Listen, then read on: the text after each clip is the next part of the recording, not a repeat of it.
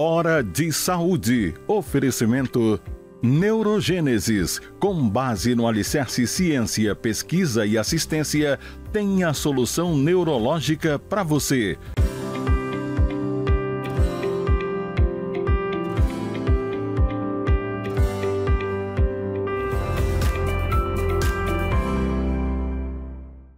Caros amigos, mais uma vez no nosso programa dominical de saúde, Hora de Saúde, que é transmitido para todo o estado do Pará pela TV RBA, aqui em Belém, canal 13, e neste exato momento para o mundo inteiro pelo link rbatv.dol.com.br ao vivo ou simplesmente DOL, de Diário Online, DOL, dol.com.br ao vivo.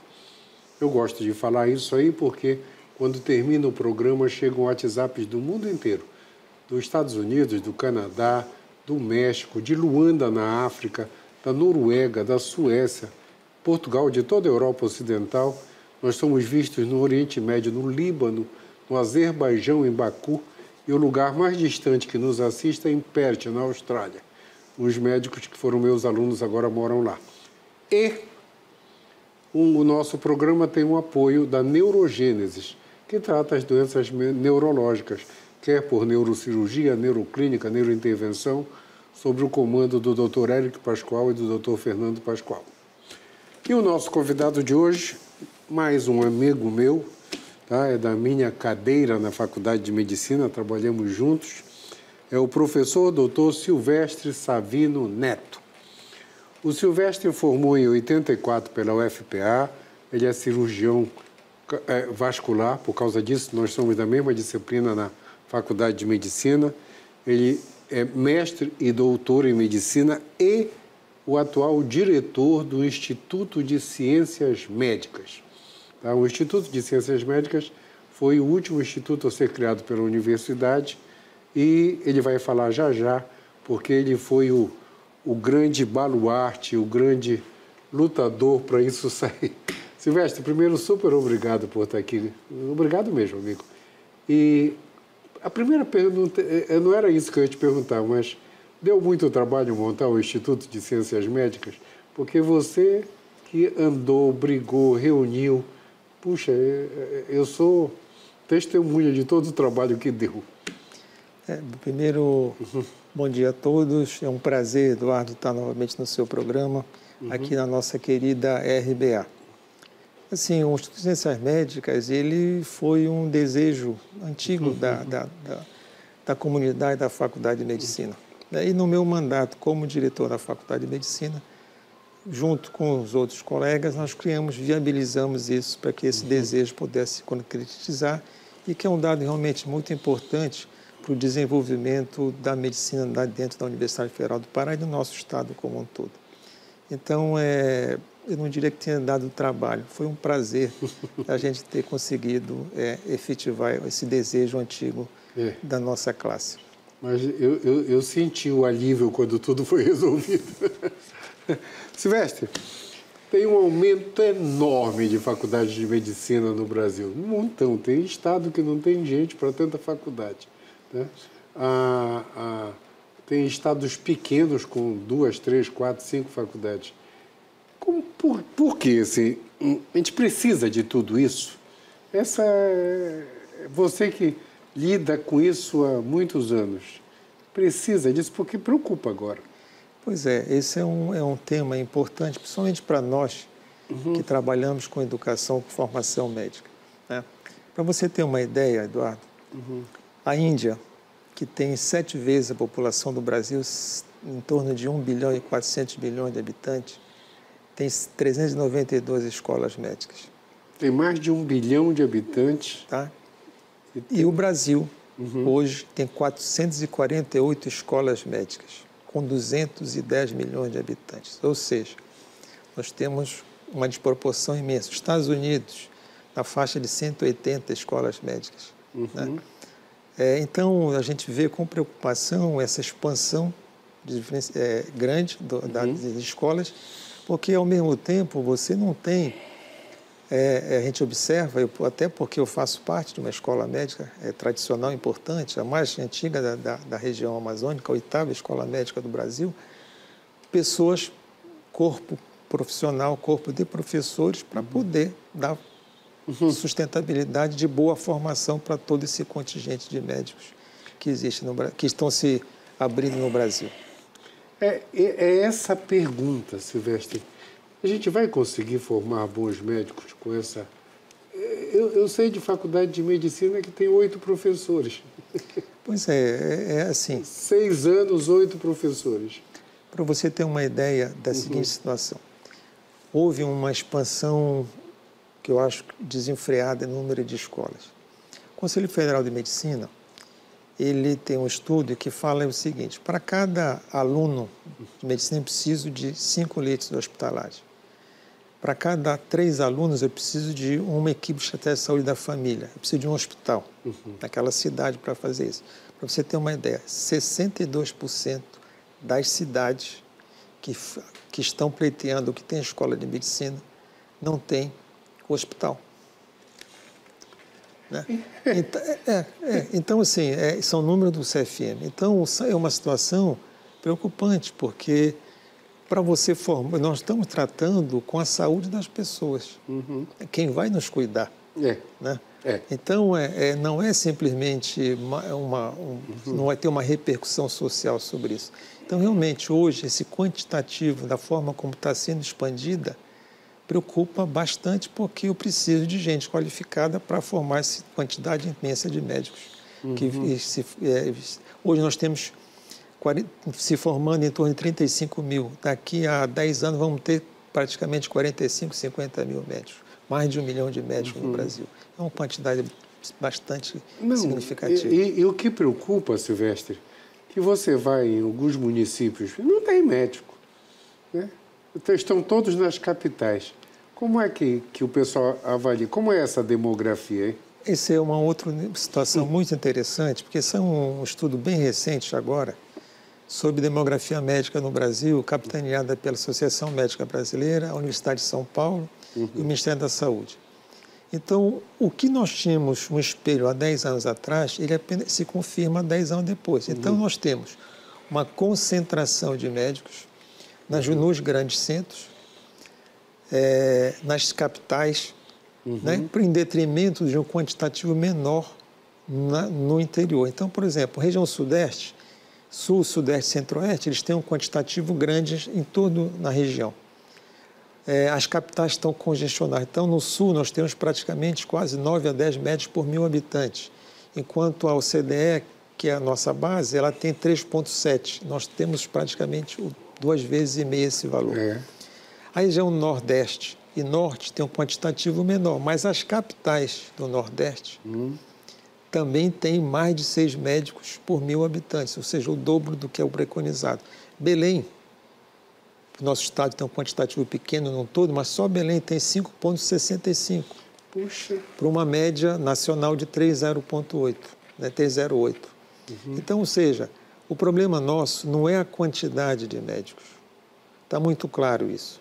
O grande problema nosso, você que está nos ouvindo, é a distribuição desses médicos nas cidades. Isso é um problema maior nas regiões menos favorecidas, como o norte e o nordeste do país. Ou seja, falta políticas públicas de distribuição desses médicos nas cidades menores com menores recursos. Essa é a questão. Então não faltam mesmo, né? Tem um absurdo até a quantidade enorme. E é engraçado, Silvestre, que você sai... Há uns anos atrás, quando eu morava em São Paulo, o pessoal sempre pedia para eu arrumar uns estágios para os médicos do Amapá, né? Eu sou amapaense, então eu já morava lá há muito tempo. E um dia eu vim no Amapá e descobri que fora da capital não tinham médicos. Os outros municípios não tinham médicos. Imagina, o Oiapoque, a 700 quilômetros de Macapá, não tinha médico. Então, você diz, meu Deus, e para quê? Todo mundo no mesmo lugar, né? É o que está acontecendo, né? Aqui em Belém, todo mundo. Em São Paulo, está todo mundo na capital, né? Então, preocupa isso, preocupa mesmo. Tanto que, para isso, né, para tentar resolver essa quantidade enorme de formação de médicos, o Conselho Federal de Medicina está tentando criar a prova igual a da OAB, uma prova para você exercer. O que tu achas disso? Assim, é uma situação, você que está nos ouvindo, é o seguinte: eu estou com uma dor, em vez de eu tratar a causa da dor, eu vou lá e te dou um analgésico. É mais ou menos isso. Ou seja, o problema é o quantitativo de novos cursos e novos cursos que talvez não tenham a qualidade necessária para o funcionamento. Esse seria o problema a ser encarado. O Conselho Regional de Medicina, ele propõe uma prova semelhante à prova de ordem da OAB. Recentemente, o Ministério da Educação propôs o ENAMED, ou seja, aquilo que era feito uma prova a cada 3 anos, trienal, passou a partir deste ano, a partir de outubro, a ser anual. Ou seja, os alunos serão avaliados a cada ano, que seria, vamos chamar assim, um contraponto àquilo que o Conselho coloca. A grande questão é assim, que precisa sentar, porque cada situação, eu entendo a questão do Conselho, mas, por exemplo, no Brasil, vamos imaginar que se formam hoje na marcha de 35 mil médicos. Por ano. Por ano. Se nós levarmos o índice de aprovação da OAB, que é em torno de 20% a 30%, vamos colocar 30%. 30%, 35%, eu vou ter 10 mil médicos aprovados. O que é que eu vou fazer com os outros 25%? Tá? Se eu tive uma política pública de expandir a formação, as novas escolas de aprovação de novos cursos, se eu vou ter talvez uma aprovação, que eu não sei ainda, mas eu estou fazendo uma avaliação empírica aqui em relação ao OAB, de 30%. O que é que vão fazer esses novos médicos? Pela proposta do CRM, eles não vão exercer a atividade. Eles não podem exercer. Não podem exercer a atividade, não vão ter a liberação do CRM. Então, é uma coisa muito mais complexa. Que eu acho complexo. Muito complexo. Então, assim, não é tão simples assim. Não, fecha no... Tudo bem. Então, eu preciso chegar no... Eu acho que assim, nós, como formadores, como educadores de médicos, da formação médica, precisamos refletir sobre isso e ter uma proposta realmente que ajuste todo esse, vamos chamar assim, política que ao longo do tempo tem acontecido, que não tem mostrado resultados adequados. Vai ser preocupante isso aí, até porque já passou a lei, né? Não, ela foi aprovada no Senado, está na Câmara em tramitação. Certo. Se for aprovada, é lei. E aí vai ser um Deus nos acuda. Deus nos acuda. Eu estou imaginando, Deus nos acuda mesmo. Vai acabar o nosso primeiro tempo, Silvestre, mas eu queria que, assim que começar o outro bloco, que tu falasse sobre o programa do MEC de mais especialistas. Como é que é isso também, tá? Mas certo. Isso aí fica para o nosso próximo bloco. Pessoal, só um instantinho que a gente já volta nessa conversa de super informação com o professor Silvestre Savino Neto, meu amigo Silvestre. Só um instantinho.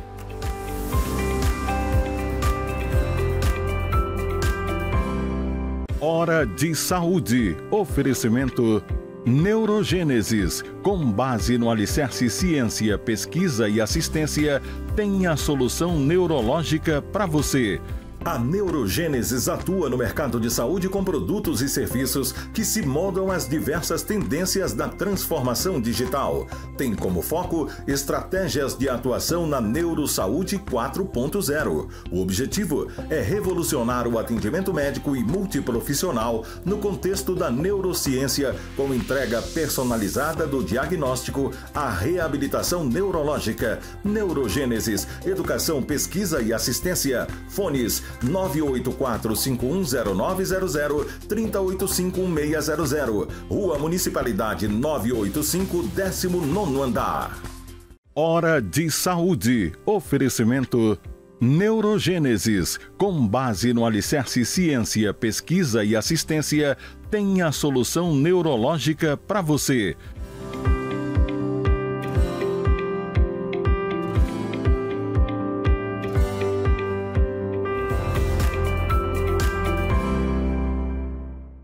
Voltamos nessa conversa de super informação sobre formação médica no Brasil com o professor Dr. Silvestre Savino Neto, é o atual diretor do Instituto de Ciências Médicas da Universidade Federal do Pará.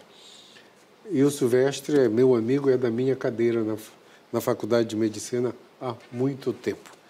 Silvestre, a pergunta que eu te fiz antes de entrarmos no intervalo foi sobre esse programa mais especialistas do MEC. Isso resolve alguma coisa? Assim, é uma situação emergencial, né? Uhum. Tipo assim, você está com um problema, você tem uma fila grande de pacientes do Sistema Único de Saúde que necessitam de cirurgia, então você faz programas tipo mutirões para que isso sejam, contrata a rede privada de saúde para que isso possa suprir aquela demanda imediata. Mas assim, é mais uma situação emergencial. Vou lhe dar um número importante. 60% dos médicos no Brasil são especialistas. 60%. 40% são médicos que se formaram e não fizeram especialidade. Dos cirurgiões, você vai ter um número interessante. 10% só trabalham no SUS, 20% só trabalham na iniciativa privada e 70% trabalham nos dois, SUS e iniciativa privada. Se você somar os 10% que só trabalham no SUS, eu vou ter 80% dos cirurgiões brasileiros trabalham também no Sistema Único de Saúde. Então, ou seja, eu tenho um quantitativo extremamente significativo.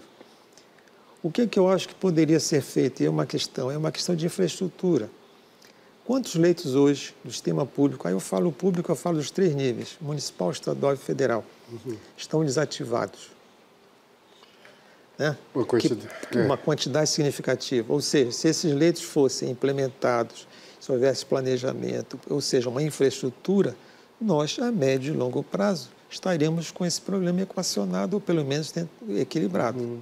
Não precisaríamos fazer atitudes como essa, de emergência, para tentar suprir uma demanda que foi reprimida em função, eu acredito, muito mais do sucateamento das nossas infraestruturas, dos nossos hospitais públicos, do que, na realidade, você não ter um profissional para execução desses serviços.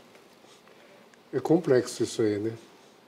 Porque, olha, Silvestre, eu estava comentando contigo antes de nós conversarmos, quando eu era aluno de medicina, não existia o SUS, existia INAMPS e quem não era INAMPS não tinha nada. Era, como é que nós chamávamos? Era indigente. Um indigente. Aqui em Belém. Então, se você tinha carteira profissional, você era atendido em qualquer hospital porque tinha o INAMPS. Se você não tinha, ia para a Santa Casa, que era o Hospital dos Indigentes. Eu lembro quando eu fazia o curso do Camilo Viana, todos nós fazíamos nas férias, a Santa Casa chegou a ter quase 900 leitos em atividade. Cada disciplina tinha uma enfermaria, você sabe disso. Cada enfermaria tinha 50 leitos aproximadamente. Então, funcionava, e como você falou, funcionava bem naquela época, né? Estamos nos anos 60, início dos anos 70. Agora, todo mundo tem o SUS, o governo tem um monte de hospitais desativados, tem hospital tipo o Hospital do Rio de Janeiro, da Universidade parado, que é um monstro. Os hospitais federais do Rio de Janeiro. Todos parados. Todos com problema. E são enormes. Já tiveram seus momentos de áureos, né? Você vê a década de 80, 70, os hospitais federais do Rio de Janeiro eram de excelência, eram referência onde se fazia residência médica. Eu lembro disso. Quando eu estava no curso, todo mundo queria ir para o Rio ou para São Paulo por causa dessas coisas, né? E me fala uma coisa, quais as formas do médico se tornar um especialista em determinar área no Brasil? Olha, eu vou falar para você que está nos ouvindo, tá? Para você escrever Dr. Eduardo Costa, especialista em cardiologia, o Dr. Eduardo Costa fez os 6 anos do curso e fez a residência médica, mais 4 ou 5 anos. Então, são, no mínimo, 11 anos. Então, para você se chamar especialista, é assim, você tem que fazer residência médica. Então, por exemplo, hoje, residência médica em cirurgia vascular, que é o meu caso. Eu tenho que fazer 3 anos de residência em cirurgia geral, mais uns 3 anos de cirurgia vascular. Então, são 6. Com 6, 12. né? Então, a formação do médico, ela é longa, ela é complexa, ela exige uma dedicação muito grande. Então, essa é a primeira forma. A residência médica, oficialmente, aquelas reconhecidas pelo Ministério da Educação. A outra maneira é a prova de título de especialista, formada pela Associação Médica Brasileira, ou seja, alguém que acompanhou um serviço, vamos chamar de cardiologia, por 5 anos, e a partir dali ele tem uma declaração que isso aconteceu, e aí ele faz a prova de título. Isso dá direito dele fazer a prova de título. Dá direito a fazer a prova de título da especialidade. Então, essas são as duas únicas maneiras no Brasil de você ter título de especialista. Eu faço esse comentário porque você tem visto na mídia algumas colocações sobre curso de especialização de 1 ano. Na realidade, não são esses cursos de especialização, eles não dão título de especialista a médico algum. Isso até foi corroborado por uma decisão recente do Supremo Tribunal Federal, que houve um questionamento jurídico sobre isso. Então, o título de especialista é residência médica oficial, aquelas que são regulamentadas pelo Ministério da Educação, e a prova de título pela Associação Médica Brasileira. Só essas duas maneiras? São essas duas maneiras. Ou seja, você vê como a formação ela é longa. Ela exige uma dedicação, ela é uma formação robusta, né, para que você possa ter pessoas com qualidade, médicos preparados para atender a nossa população. Não adianta você formar médicos que não estejam qualificados o suficientemente para atender a nossa população. Não é esse o objetivo. Era uma pergunta que não estava na programação, mas eu queria te falar. O Mais Médicos, aquele programa que jogava o médico lá no fim do mundo, comparado com quando acabou, eu tive gente que reclamou, gente do interior, do fim do mundo, que tinha médico lá e depois não teve mais. Funcionou? O problema é assim, a grande questão, hoje ainda tem um programa, né? Ele ajuda, então são médicos que têm uma bolsa de formação e você tem um apoio, esses médicos, eles têm um apoio de uma equipe que lhe dá retaguarda, vamos dizer, uns tutores para essas pessoas, né? Mas nós estamos falando de programas temporários, né? Não é uma coisa perene, um programa definitivo de Estado para resolução de problemas. Eu acho que no Brasil a gente já precisa passar para um outro momento. Já está na hora, né? Está na hora, né? Da gente ficar sempre postergando as coisas, dando soluções temporárias, situações para resolver situações agudas e deixar de realmente tomar as decisões que realmente precisam para que a longo prazo a gente possa equilibrar essa situação. Silvestre, outra pergunta que todo mundo faz. Tem um monte de brasileiros estudando fora, na Bolívia, no Paraguai, na Argentina, até na Espanha, né, por causa da língua.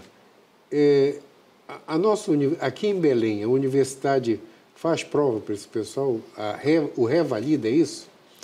Vou te dar um número também. Nós temos hoje, segundo uma estimativa, em torno de 15 mil médicos brasileiros que foram formados em países... 15 mil? 15 mil em países, especialmente aqui da América Latina. Né? Paraguai, Bolívia, Peru, Argentina, né? E que, para que se exerça sua atividade no Brasil, ele precisa de uma revalidação. Como isso acontece, o Brasil não faz nada diferente do que acontece no resto do mundo. Então, para eu exercer a atividade em Portugal, eu vou ter que fazer todo o processo de revalidação. Então, a Universidade Federal do Pará, já há mais de 10 anos, ela não faz mais processo de revalidação. Então, a universidade aderiu ao Revalida do Ministério da Educação. E hoje o Ministério da Educação ele colocou uma legislação muito clara sobre a maneira de revalidar o diploma médico no Brasil. Então, oficialmente, legalmente, só existe uma maneira de revalidação, é fazer a prova do Revalida. Ela é nacional? É nacional, é uma prova nacional que é feita 2 vezes a um ano. Uma no primeiro semestre e a outra no segundo semestre. Tem 2 etapas, uma etapa que é clínica e a outra uma etapa que é uma prova prática. Né? Mas é ofertada 2 vezes ao ano. Certo. No Brasil como um todo. Tu tens números de aprovação? Tenho. Esse é um outro dado também importante. Nos últimos 10 anos, a média de aprovação, para vocês terem uma ideia, desses alunos foi em torno de 10%. 10%. E 10%. Tá? 1 em cada 10. Só. 1 em cada 10. Então, esse é um número também preocupante, né? Porque, às vezes, você vê um apelo da sociedade em relação à revalidação desses diplomas. Certo. Mas nós temos que pensar também como esses médicos foram formados, porque eles vão atender você, que está nos ouvindo, né? A qualidade dessas pessoas, a maneira como que eles foram formados, para que você possa ter, dentro do Sistema Único de Saúde, que é o nosso objetivo, que uma qualidade de atendimento no mínimo necessária, o mínimo de formação, de conhecimento, de habilidades para que ele possa exercer a sua atividade no Brasil. Então, por isso, dessa prova. E essa prova, infelizmente, ao longo dos últimos 10 anos, tem mostrado um nível de aprovação bem pequeno, de 10%. Imagina quando tiver a prova modelo OAB, né? Nós não sabemos o que vai acontecer. Para você ter uma ideia hoje, 80% das escolas médicas no Brasil são privadas. 80%. 80%. Esse número, a tendência é aumentar, né? Talvez chegue a hora que não vai ter mais vestibular, vai precisar. Então, tanta quantidade. Então, eu não sei se esse é o nosso caminho, esse é o nosso questionamento. Até porque os números são muito claros. Eu já tenho um quantitativo suficiente. O que eu preciso é investir em políticas de descentralização dessas pessoas, descentralização da atividade médica. Porque senão eu vou continuar formando os grandes centros. E os interiores vão continuar sem médicos, como tem acontecido isso nos últimos 10 anos. Com certeza. Silvestre, você volta depois para atualizar continuamente essa história. Mas o nosso tempo acabou, então. Considerações finais e dedico o programa. Não, primeiro, quero mais uma vez, é sempre um prazer grande estar aqui na RBA, com você, Eduardo, no seu programa, que já é um líder de audiência. E minha dedicação no programa é aquelas pessoas, todos aqueles colegas que se dedicam à formação médica, né? Porque todos nós temos a nossa atividade, nós somos médicos, temos a nossa atividade profissional e também nos dedicamos uma parte da nossa vida, como você também faz isso, para a formação de médicos, pensando em novas gerações, no futuro, para que a medicina possa seguir de uma forma com qualidade dos médicos, com critérios, com ética, né, para que a nossa população possa ser bem atendida. Então, eu dedico a essas pessoas. Obrigado. Obrigado, né? Obrigado a nós, já que nós fazemos parte disso. Colegas todos que o Silvestre dedicou o programa a todo mundo que forma médicos. Isso é muito importante. O nosso tempo acabou de verdade. O Silvestre volta para sempre nos atualizar a respeito dessa formação médica no país. Uma semana iluminada para todos. Até domingo que vem. Tchau. Até logo.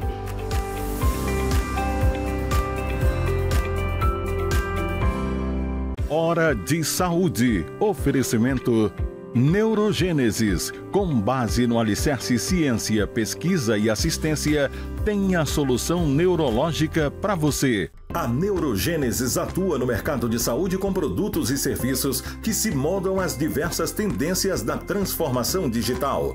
Tem como foco estratégias de atuação na Neurosaúde 4.0. O objetivo é revolucionar o atendimento médico e multiprofissional no contexto da neurociência, com entrega personalizada do diagnóstico à reabilitação neurológica. Neurogênesis, educação, pesquisa e assistência. Fones 984-510900, 3085-1600. Rua Municipalidade 985, 19º andar.